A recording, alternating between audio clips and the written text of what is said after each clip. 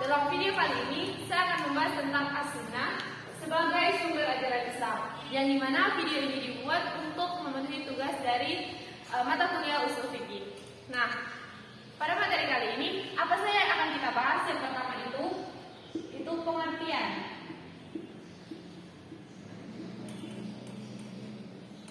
Yang kedua, bentuk-bentuk hadis.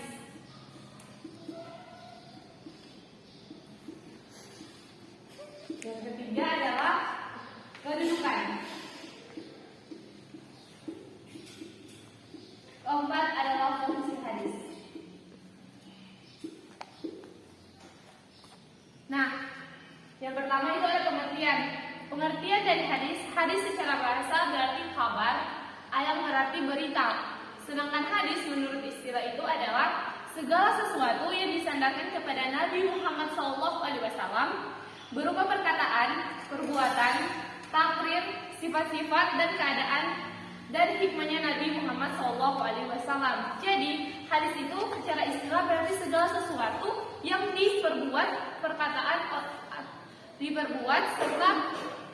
segala hal yang dilakukan oleh Nabi Muhammad SAW. Nah, yang berikut adalah bentuk-bentuk dari hadis. Nah, ada yang tahu bentuk-bentuk dari hadis? Nah, bentuk-bentuk dari hadis itu sendiri terbagi atas 5.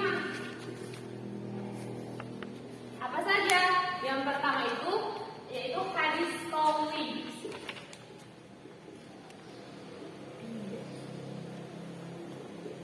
Ada yang tahu hadis qauli itu apa? Hadis qauli adalah hadis yang berdasarkan segala bentuk perkataan dan ucapan Nabi Muhammad SAW.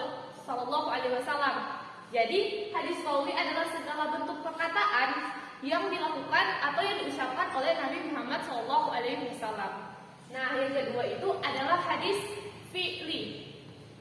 Hadis fi'li. Apa itu hadis fi'li? Hadis fi'li adalah segala sesuatu atau perbuatan yang didasarkan kepada Nabi Muhammad SAW. Artinya hadis ini memuat tentang segala perilaku yang diperbuat oleh Nabi Muhammad SAW.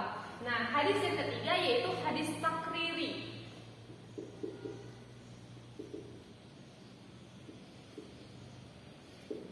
Nah, hadis takriri sendiri adalah segala perbuatan sahabat Nabi yang dimana itu dengan sepengetahuan Nabi dan Nabi tidak melarangnya. Malahan Nabi menyokong perbuatan tersebut. Yang keempat itu ada hadis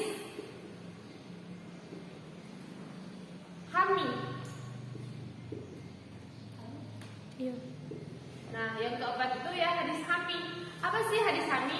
Yaitu hadis yang menyebutkan keinginan Nabi Muhammad SAW. Jadi dalam hadis hami itu adalah segala sesuatu yang diinginkan oleh Nabi Muhammad SAW. Nah, yang terakhir yaitu hadis ahwali. Nah, hadis ahwali yaitu hadis yang menyebutkan hal ihwal Nabi Muhammad SAW yang menyangkut keadaan fisik, sifat dan kepribadian Nabi Muhammad SAW. Nah, inilah bentuk-bentuk dari hadis itu sendiri. Ada 5 yaitu hadis qauli, hadis fi'li, hadis takriri, hadis hami dan hadis ahwali. Nah, yang berikut adalah kedudukan. Nah, kedudukan hadis itu sendiri, hadis memiliki kedudukan sebagai sumber dalil kedua setelah Al-Quran, yang dimana umat manusia itu harus mentaati adanya yang ada dalam hadis tersebut, karena hadis itu adalah penyokong atau penyempurna dari Al-Quran itu sendiri. Nah, yang berikut adalah fungsi dari hadis itu sendiri adalah menjelaskan hukum-hukum dalam Al-Quran dengan segala bentuknya. Dengan demikian, penjelasan Nabi itu bertujuan supaya hukum-hukum yang ada dalam Al-Quran itu dapat dipercaya atau dapat disempurnakan dengan adanya hadis. Maka umat manusia akan lebih paham akan isi dari Al-Quran itu sendiri, dari yang mana didukung oleh adanya hadis Nabi Muhammad SAW. Nah, mungkin hanya itu yang dapat saya sampaikan pada pertemuan kali ini. Kita akan bertemu lagi pada pertemuan berikut. Sekian, wassalamualaikum warahmatullahi wabarakatuh.